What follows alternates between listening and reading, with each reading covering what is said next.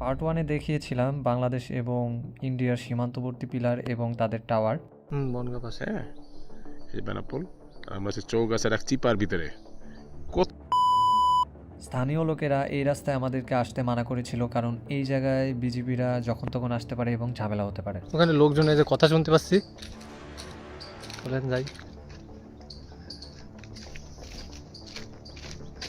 আমরা একদম ইন্ডিয়ার বর্ডারের সাথে আছি, এমন একটা চিপায় রয়েছি, এখানে অনেকে আসেও না, অনেকে এই জায়গার কথা জানেও না যে এখানে বর্ডারে একদম কাছে আসা যায় এখান থেকে।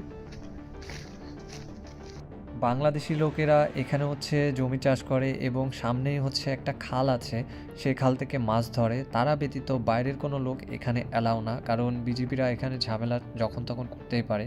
আর এই রাস্তাগুলো দিয়ে রাতের বেলা চোরাচালানকারীরা পাচার করে অনেক মালামাল। খুবই ভয় নিয়ে এবং কৌতূহল নিয়ে এই রাস্তাগুলোতে আমরা এসেছিলাম, কারণ বিজিবিরা দেখলেই আমাদের একটা ঝামেলা হতোই হতো। এই যে খাল দেখতে পাচ্ছেন, খালের ওই সাইডে সরিষা এবং যত ফসল আছে তারা কিন্তু ইন্ডিয়ার লোকজনই লাগিয়েছে এবং এই খালটায় বাংলাদেশিরা মাছ ধরে। পরবর্তী ভিডিওতে দেখাবো আরও কিছু নতুন নতুন মজার মজার তথ্য। কপাল ভালো থাকার কারণে এই পুরো জায়গাটা আমি ঘুরতে পেরেছি এবং আপনাদের না আসার জন্য অনুরোধ থাকলো। আসসালামু আলাইকুম চাচা।